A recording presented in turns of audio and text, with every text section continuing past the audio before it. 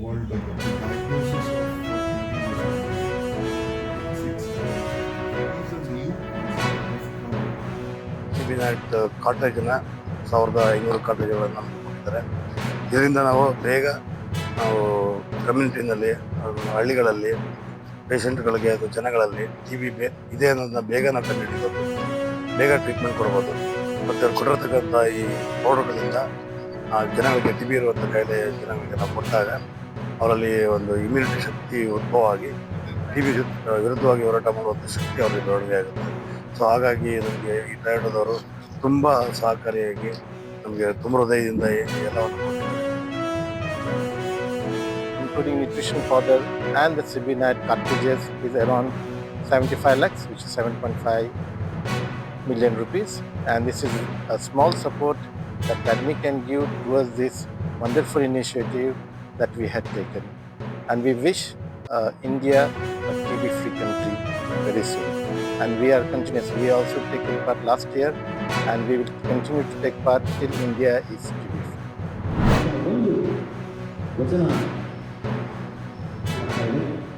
ಇವತ್ತಿನ ಈ ಪುಲಿಂಗ ಜನ್ಮದೇವರ ಮುಖಾಂತರ ಅವರಿಗೆ ಇಲ್ಲಿಯ ಹಸಗೌರವ ಅರ್ಪಿಸಿ ವೇದಿಕೆಯಲ್ಲಿ ಉಪಸ್ಥಿತರಿದ್ದಾರೆ. ಕನ್ನಡ ಮತ್ತು ಸಂಸ್ಕೃತಿ ಇಲಾಖೆ ಮೈಸೂರು ಜಿಲ್ಲೆ, ಮೈಸೂರು ಮಹಾನಗರ ಪಾಲಿಕೆ ಮೈಸೂರು ರಾಜ್ಯಗಳು ಇದೀಗ ಅವರ ಭಾವಚಿತ್ರಕ್ಕೆ ಪುಷ್ಪನಮನವನ್ನು ತಿಳಿಸ್ತಾ ಇದ್ದಾರೆ. ತಮ್ಮೆಲ್ಲರ ಚಪ್ಪಾಳೆ ನೀಡಿದ್ದಾರೆ. ತಮ್ಮೆಲ್ಲರ ಚಪ್ಪಾಳೆ ಎಲ್ಲರೂ ಕೂಡ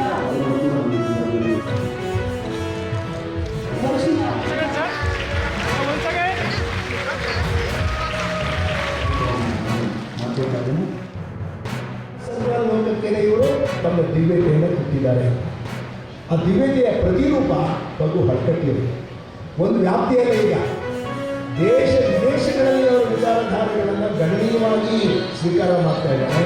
ದುರ್ದೈವ ತಾವೊಂದು ನೆಪ ಮಾಡಿ ನಾಳೆ ಬಿಟ್ಟು ಉಪಯೋಗ ಆಗಲ್ಲ. ದೀಪ ದೀಪ ದೀಪ ನೆನ್ಕೊಂಡ್ರೆ ಬೆಳಕು ಬರೋಕ್ಕೆ ಸಾಧ್ಯ ಇಲ್ಲ. ಪ್ರಣತೆಯೂ ಇದೆ, ಬಗ್ಗಿಯೂ ಇದೆ.